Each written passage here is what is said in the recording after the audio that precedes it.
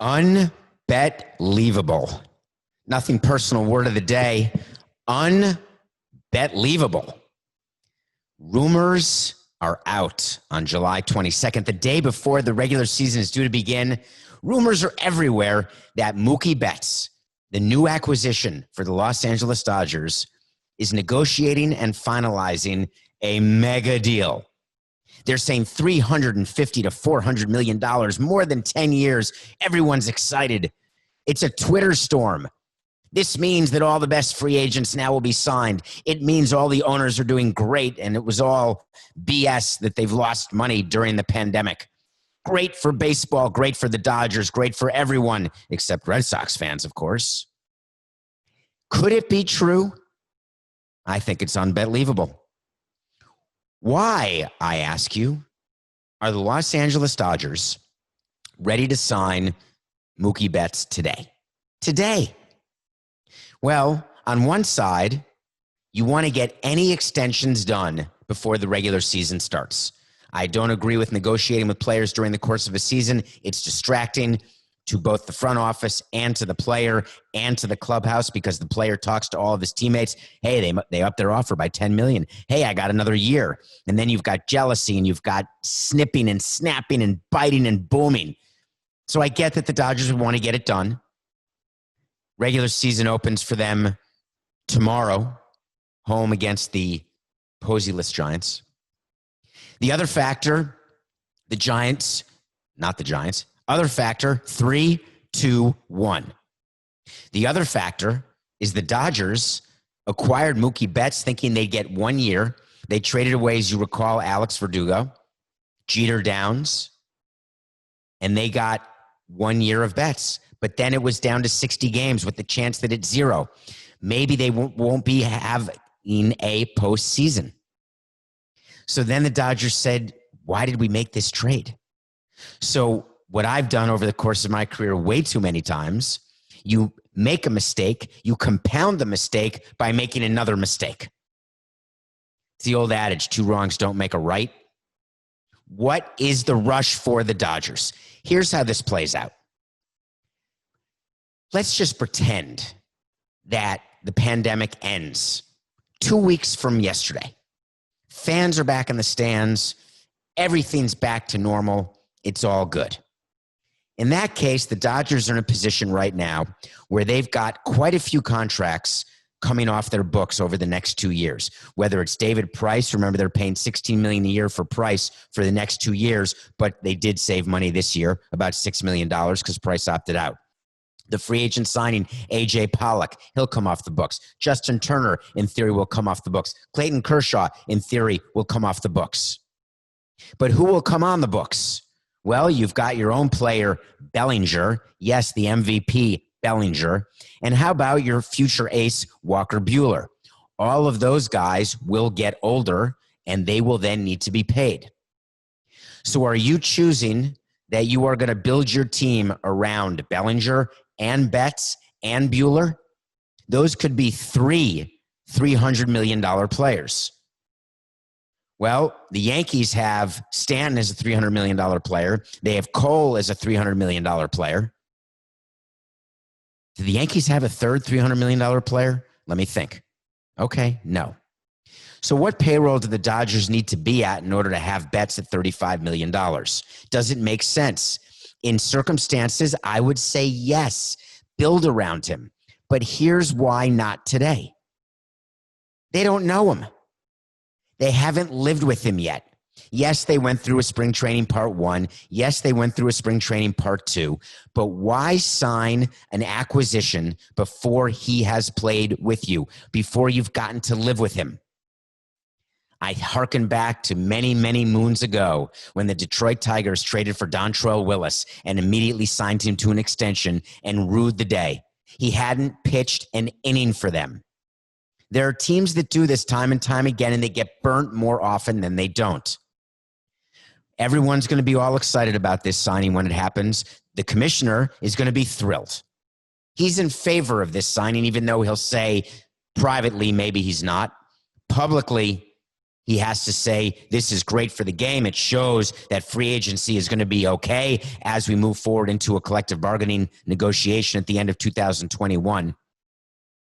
Other owners are going to be despondent, as they always are when a player comes off the board at such a high price, because now there's already pressure on the Philadelphia Phillies and their owner, John Middleton, to sign JT Realmuto, who's going to be a free agent, when the prudent thing to do was to wait not just for the season to end, but to see what happens next offseason, to see whether or not fans are allowed back in the parks, to see what's happening with revenue. I just can't believe it. It's unbelievable. I don't know why Betts will be signed. Will he actually be signed? Will this deal get done? My experience tells me when all these rumors start, when there's smoke, there's fire. There's a lot that would need to get done to paper a deal like that. They could have been working on it this entire spring training part 2. And from Betts' standpoint, by the way, let's not ignore Betts' standpoint. You think he doesn't want to take the 350? He's taking it so fast your head will spin. It's funny, the Dodgers are in the news because they're thinking of giving $350 million one direction. But in the other direction, they're doing things to not pay a player what that player could deserve. How do I feel about that? I like it. I like it a lot. Gavin Lux is a Rookie of the Year contender. He will not win Rookie of the Year because he's not on the team. Gavin Lux, remember the Dodgers second baseman? He got a bunch of postseason at-bats. Unbelievable player. Everyone wanted him, and the Dodgers would not trade him. Well, it turns out that Gavin Lux did not make the 30-man roster. Not 28-man roster, not 26-man roster, not 25-man roster, 30 men. That's the COVID roster for the first 2 weeks of this season. Gavin Lux isn't one of the top 30 Dodgers? Of course he is. What could be another reason that the Dodgers would send Gavin Lux to the minor leagues? Hold on, we're going to take a minute. I'm going to think about it. Well, maybe he had a bad spring training part 2. No. Maybe he has a sort of a hitch in his swing. No. Oh, he must not be ready defensively. Bad glove. No. Wait, there's one more thing. It'll come to me. Service time manipulation. Yes. S-T M. Give me an S. Give me a T. Give me an M. I love service time manipulation because it's within the rules and it saves millions of dollars. Not $35 million a year that they're thinking of giving to Mookie Betts or whatever the average annual value will be of that unbettlievable deal that is being rumored. But by sending Gavin Lux down to the minor leagues. Oh, by the way, I forgot to tell you, there are no minor leagues. You don't send a player down to the minor leagues. There's a 90% chance that Coca does not have the mute button on, and I just heard him get a text with his new fancy soundboard and microphone. It may not be true, but it may be true. It will be fascinating whether or not Coca admits that the noise that we just heard on the show that he's not going to edit out because we don't edit anything out is someone texting him or G-chatting him or C-chatting him or K-chatting him. So Gavin Lux being sent to the minor leagues? Nope. There's no minor leagues. Now, he can go to their camp, their development camp, but it's not like he's going to play games. He'll have a bunch of inter-squad games like they've been doing for spring training 2.0. You're sending him down saying he's got to work on this, work on that. No, just stand up and say it if you're the Dodgers. Come on, Andrew Friedman. I know you're better than that. Just say it. I know you can't because it's against the rules. I always wanted to say it when we were sending players down for service time manipulation. I just wanted to be honest with everyone and say, yeah, of course we're doing that. Who wouldn't do that? But we were never allowed to admit it. Although on nothing personal, I've admitted every player we did that to, and there were many because it's the rules. If players don't like it, and I spoke to players about this all the time, players would approach me in the clubhouse very often and talk about service time manipulation, one of their biggest issues. And I would simply say, negotiate in the next collective bargaining agreement. Make it your issue. Instead of extra seats on the bus or extra food in the kitchen or extra off days or more travel days or earlier start times, make service time an issue for you. Anyway, they never did. Maybe this next collective bargaining agreement they will. But as far as I'm concerned, if something's within the rules, I'm doing it. So I like that the Dodgers are doing it. Does it create an interesting dichotomy that they're saving money in one spot and spending money in the other? No, that's called business. That's what people do. You take resources, you take it from one pocket, you put it in another, you spend it on X instead of Y, you make decisions. You put your payroll out 2, 3, 4, 5 years. You're making decisions now, who you're going to keep, who you're not going to keep. That is how you inform your on-field decisions. Gavin Lux, not on the Dodgers. Mookie Betts, maybe on the Dodgers forever. I got a story for you. How many times was I in a room negotiating a contract on the phone with a player, with an agent, and the player said, I want to play here, and I want to make sure that we can have a winning team because I want to win. And I'll do whatever it takes. And I would always say, what does that mean? Explain to me. So you think on another team, you'd get $10 million a year, but on this team, you're willing to take $7 million a year as long as we take the other $3 million that you were worth and we sign someone else for $3 million. That never happens. It's out of the question, literally out of the question. I hear it constantly. Players saying, I want what's best for the team. No, they don't. There's a scene in broadcast news, a great movie written and directed by James Brooks, starring Holly Hunter, William Hurt, and Albert Brooks. No relation to James Brooks. Jack Nicholson plays the network reporter, the head honcho, the network anchor. Picture like the national news anchor, like the Dan Rather, Walter Cronkite, Peter Jennings, Lester Holt, those guys, the people. So there's a cut happening at the network. People are being fired and let go. And which happens, right? It happens. So Jack Nicholson makes his appearance in the movie.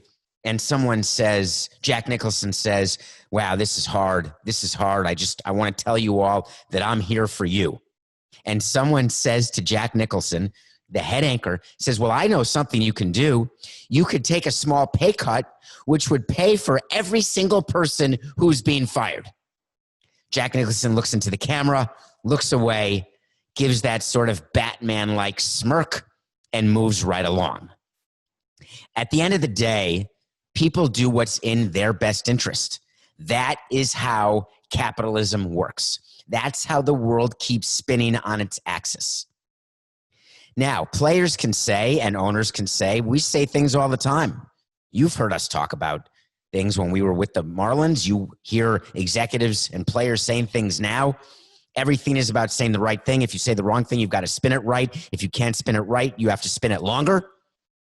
And you don't stop until people have the next crisis.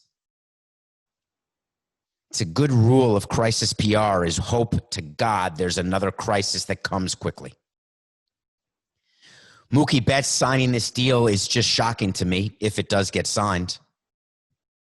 Is he leaving money on the table? No, not even close. But this comes 2 weeks after the biggest deal ever. Although I don't even know whether it's been 2 weeks, Coca. It may be 5 days. It may be 2 months. I can't remember. But at some point recently, Patrick Mahomes signed that huge 10-year extension with the Kansas City Chiefs, guaranteeing him only $140 million, which I explained, but the possibility of making $500 million, making it, quote unquote, maybe the biggest deal ever signed. Not really, above Trout, not really. Trout's money's guaranteed at $426. Mookie Betts, whatever he signs for, will be guaranteed completely. But Pat Mahomes, it's football. It's not guaranteed. That's how it goes. It's not part of the collective bargaining agreement.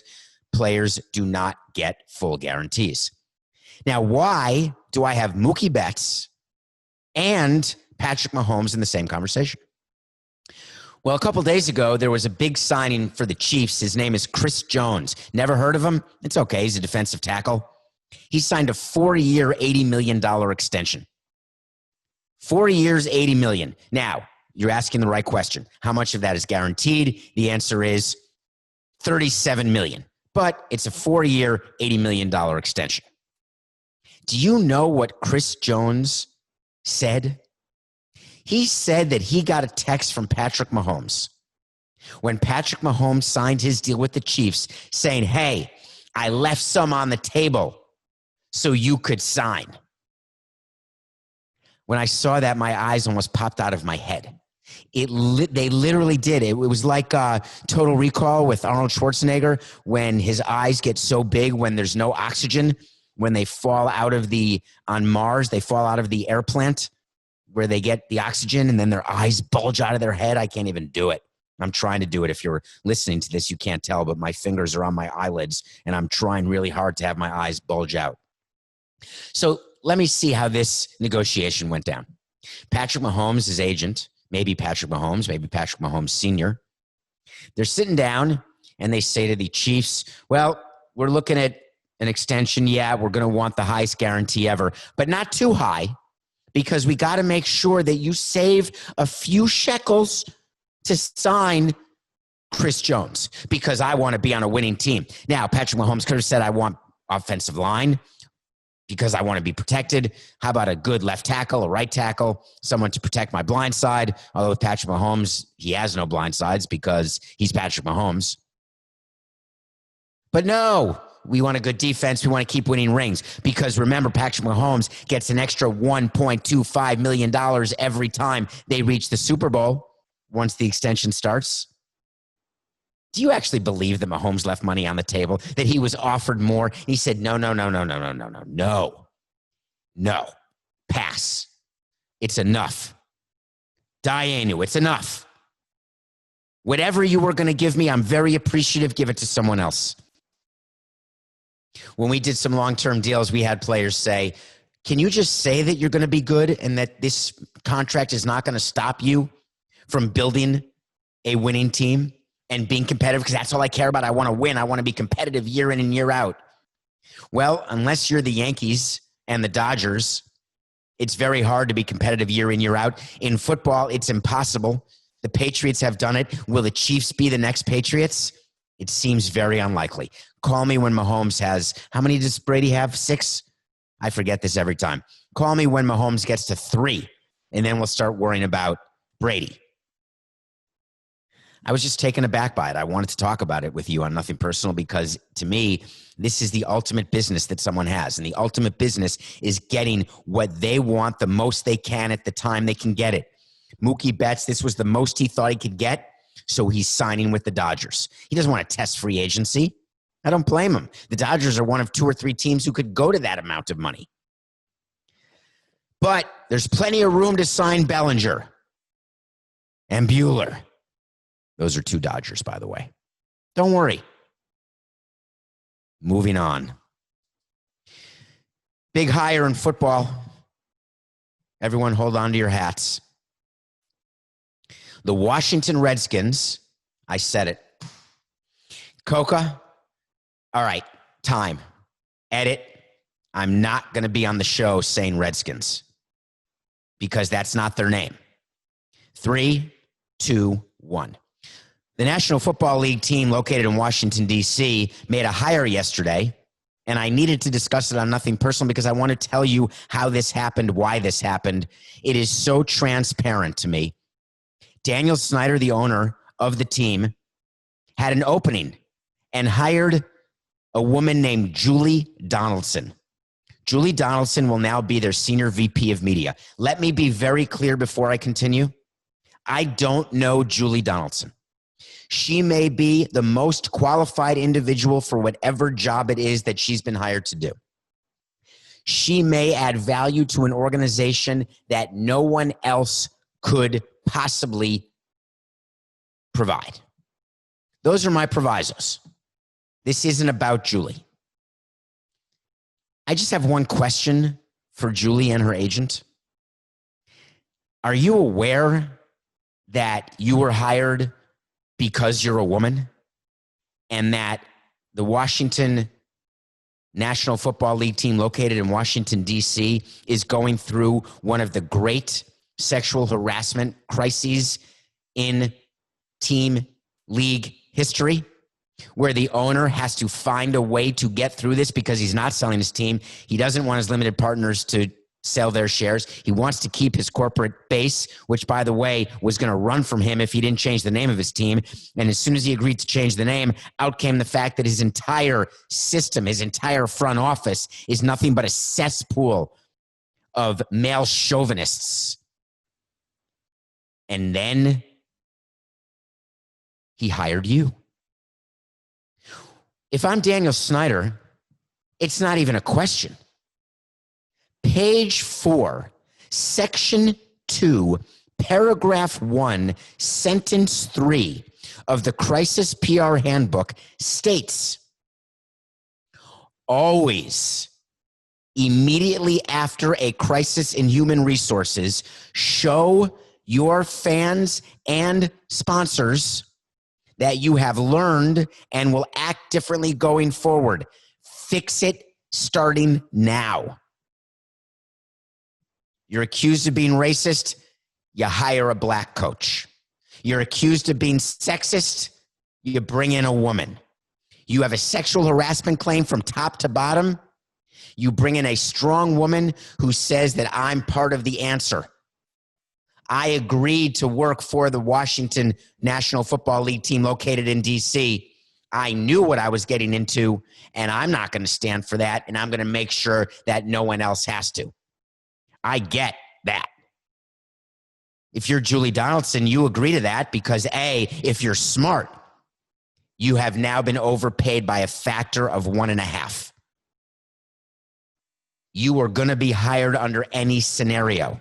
Use the new power you have and make sure you actually get it. Because 9 times out of 10, do you know what happens?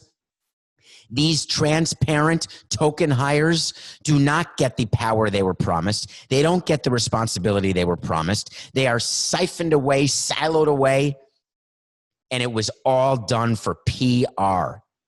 I hope Julie does not let that happen to her. But with the National Football League team located in Washington, D.C., you never know what comes next. Time to sell. Who wants to sell a team?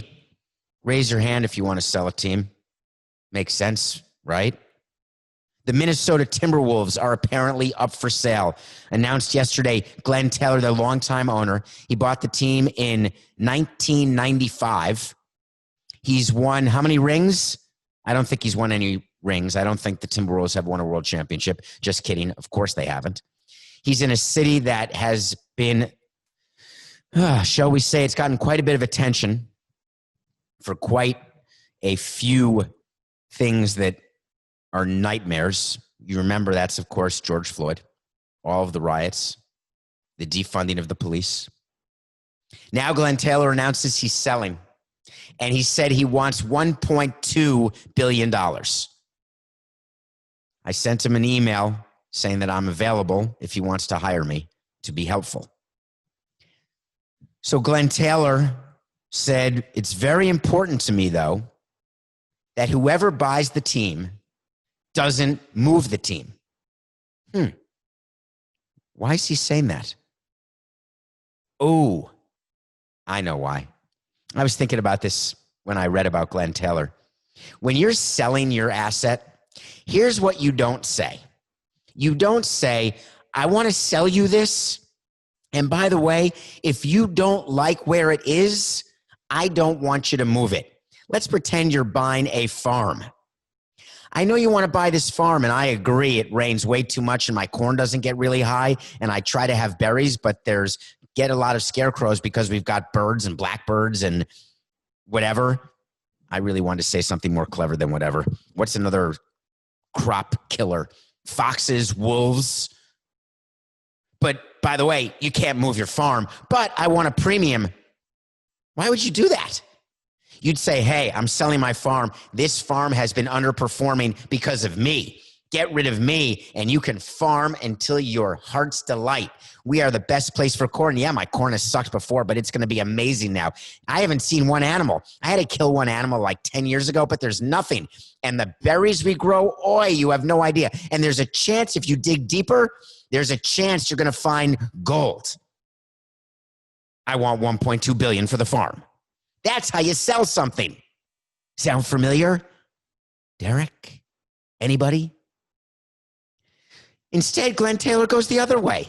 He says, listen, I'm sure you'd want to move the team because who wouldn't want to move the team? Because, man, we suck. We don't make money. We have no chance to make money. Our city's struggling. But I got to get out. But please pay 1.2, 1.3, 1.4, 1.5 billion. But no, I'm going to make sure that you don't move the team. Well, here's a little special surprise. How do you make sure that someone doesn't move something once they buy it? There's only one way to do it. One way. It has to be in an already existing agreement, the way the Marlins' inability to relocate is in an existing agreement that a new owner is assuming. All the talk about the new owners of the Marlins moving them out because no one goes to games, that was all horse hockey. Why? Because there's an agreement in place. It's called a non-relocation agreement between the team and the county and the city, which says the Marlins cannot be moved. And the new owner of the Marlins was assuming that agreement, which means it's as though they had signed the agreement with the county and the city. Ergo, QED, the Marlins aren't moving. Done. They're going to suffer or thrive in Miami at Marlins Park. Or should I call it UBS Park? I'm just kidding. UBS. A $400 million naming rights deal in Brooklyn? I'm so jealous I can't even see straight. Anyway, we'll get to that in a minute. So, Glen Taylor, non-relocation agreement, does he have it? No. Okay, second way. You put in the purchase agreement when you're negotiating a deal with a potential purchaser that by purchasing as part of the agreement, you agree that you will not move the team out of Minnesota for X years. It can't be in perpetuity. You can't say forever. You put a timeline on it. I wanted to say that's the rule against perpetuities, but it's not. That's something you have to learn in law school, that you learn it, you pass the bar, then you never use it again. Have you ever had that in school where you had to learn something that you knew you didn't need to put in long-term memory, you just needed it in short-term memory, and then once you took the test, you took it out of short-term memory, replaced it with something else? That's the rule against perpetuities. So, Glen Taylor could put in any deal that he wants to keep the team in Minnesota, but why would he do that? That would have a quashing impact on the total price because he wants to be good Minnesota in. I think it's Minnesota in. Why? I wouldn't do that. I want to get the most money I can for the asset. Listen, if someone else wants to move the team, let them be the bad guy. I just had another moment right at the tip of my tongue. What's the name of the owner who moved the team out of Brooklyn? Branch Rickey. Branch Rickey moved out of Brooklyn into Los Angeles. Art Modell out of Cleveland into Baltimore. Major League Baseball, Expos into Washington. Relocation happens. Teams don't work. The Sonics moved into Oklahoma City. It wouldn't be out of the realm of possibility that Minnesota would lose its professional basketball team. But Glen Taylor has to come out and say what he said. The proof will be in the pudding. Is it going to be in the agreement? Until I see the provision when the team is sold, I'm not going to believe it, even at the opening press conference. Show me the agreement. Who's going to be at that press conference with Glen Taylor? Could it be Kevin Garnett? Kevin Garnett went public, obviously. Rule number one. If you want to buy a team, shut up. Kevin Garnett said on social media, of course, I'm part of one of the groups trying, he wrote, his fingers crossed and his hands in a prayer. He said, Lord, please let my group get this. Well, this is Lord talking, Kevin. My suggestion to you, if you want your prayers answered, is to bid the most money. This is the Lord signing off because I'm really busy trying to fix stuff. I never got that. The Lord's not going to help get the Timberwolves, Kevin. It's just not. He's not, she's not, it's not. You've got to outbid the Wilf family. They're a real family. They own the Minnesota Vikings. And they are the favorites to buy the team because they want a monopoly in Minnesota. Do you blame them? It's great to own all the teams. Think about the pressure and the difference you can make in the community. Think about the money to be made. And don't forget, Kevin, about the 1% rule. Hold on. Let's ask the Lord. Lord, can we get rid of that 1% rule in the NBA? Kevin, I told you. Outbid, and remember, you have to put in 1% because that's the rules of the NBA, and there's nothing I can do about it. You got to own 1% of a team. The team goes for 1-2. Do the math quickly, Coco. What is it? Yeah, 12 mil.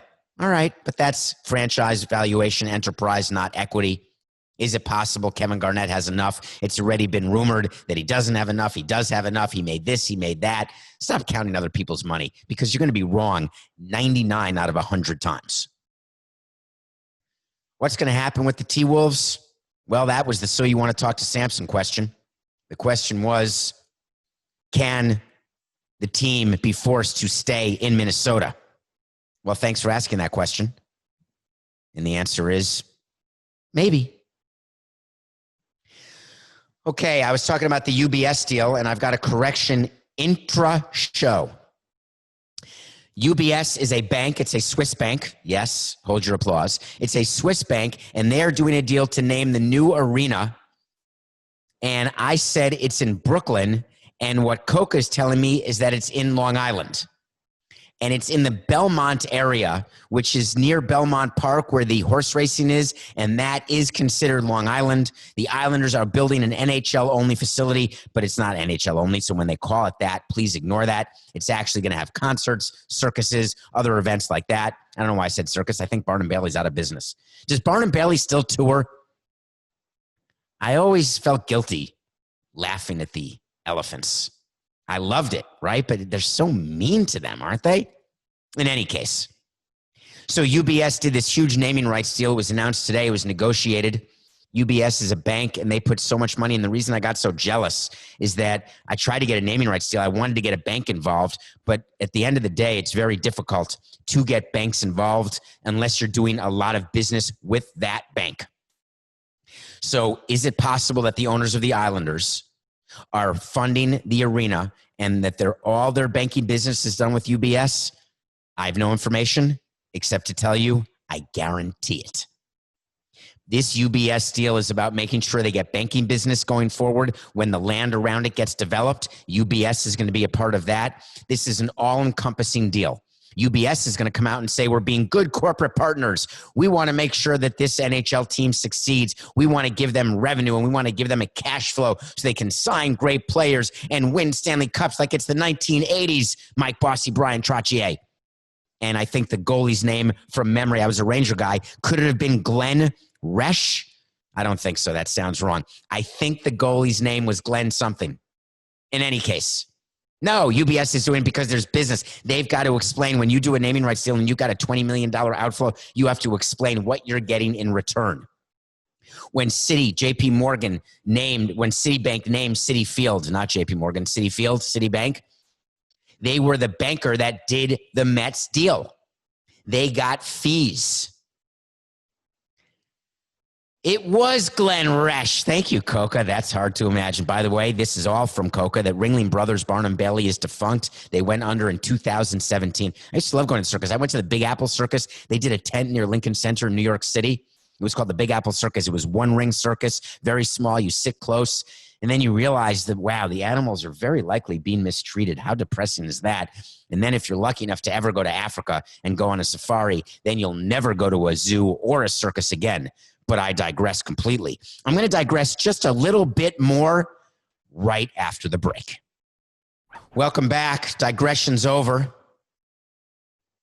I want to remind everyone, and thank you, if you're listening to this, wherever you get your podcast, please, you've already subscribed. If you haven't subscribed, it's a purple button, I think, or whatever color. You've got Apple, Spotify, Stitcher. Subscribe. Tell your friends about Nothing Personal. In addition, there's a link where you can vote for us for Podcast of the Year in the sports category, which would be sort of fun if we get nominated. There's a chance.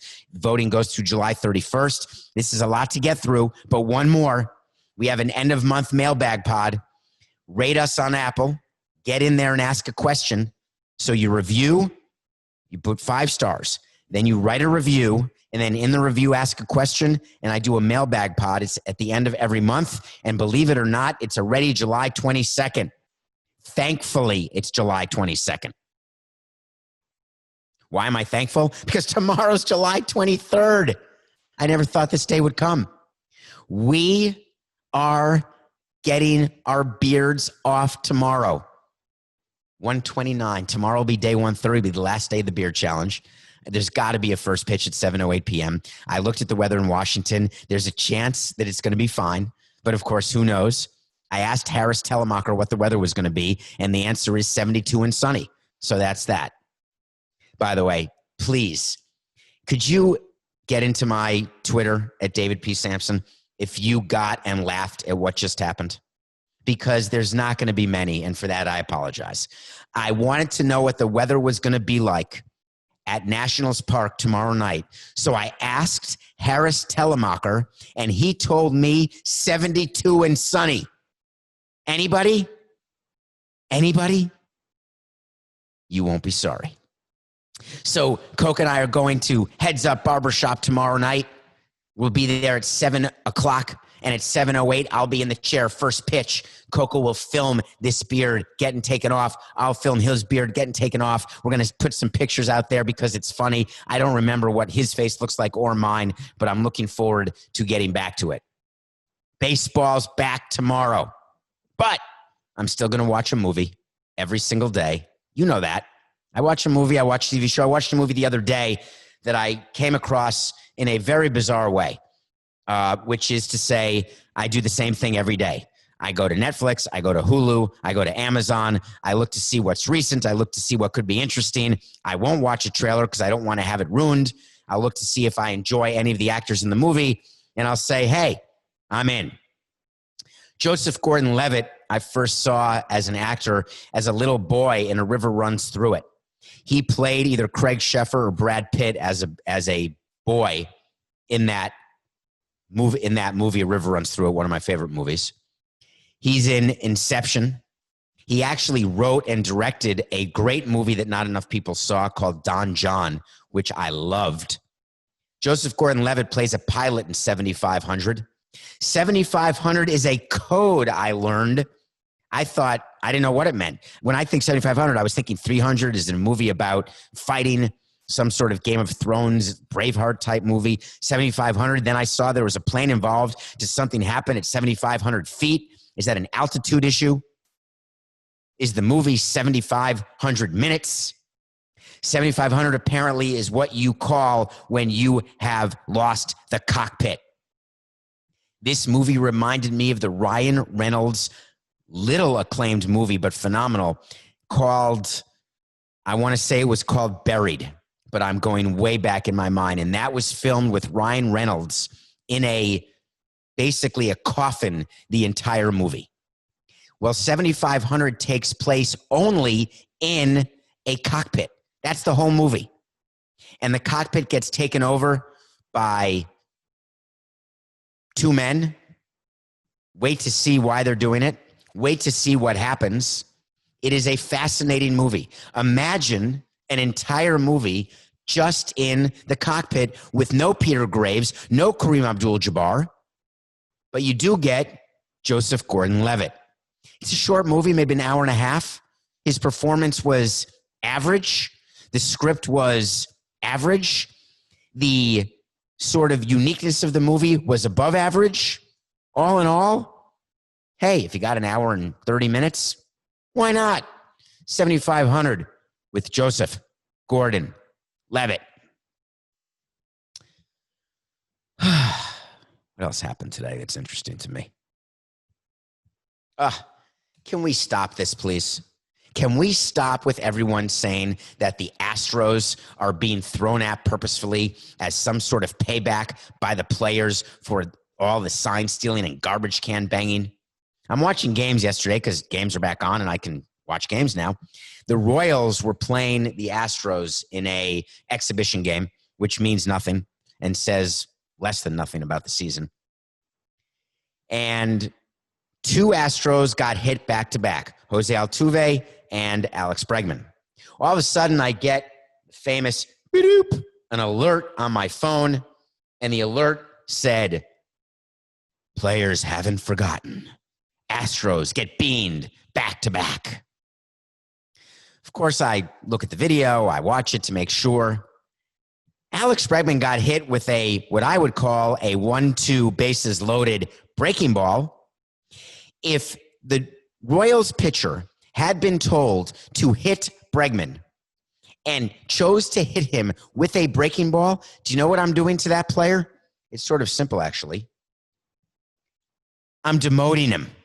I'm sending him to AAA. You don't hit someone with a breaking ball. You hit him with a heater right in the tuchus. And you don't do it with the bases loaded. So you think the Astros are going to be living this entire season worried that they're going to get hit by pitches?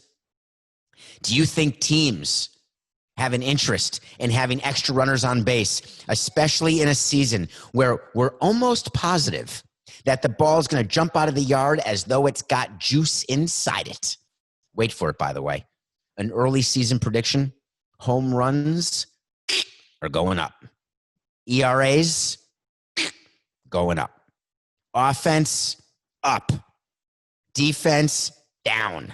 Pitching down. They need ratings. They need excitement. You don't want extra runners on base ever. Are players still annoyed at the Astros? Yeah, but you move on. There are certain times that we had conflicts with another team that we would never forget. With the Marlins, we actually had it with the Expos, with Frank Robinson, and we would remember every time. We had it with Tony La Russa and the Cardinals. We would never forget it. But the reality is that it is in the best interests of teams to stop the narrative of thinking that to beat the Astros and to make them pay for what they did, we have to bean them.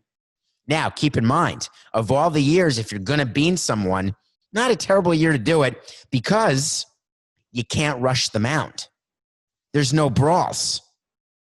Remember that? That's part of the health protocol, the 100-page manual.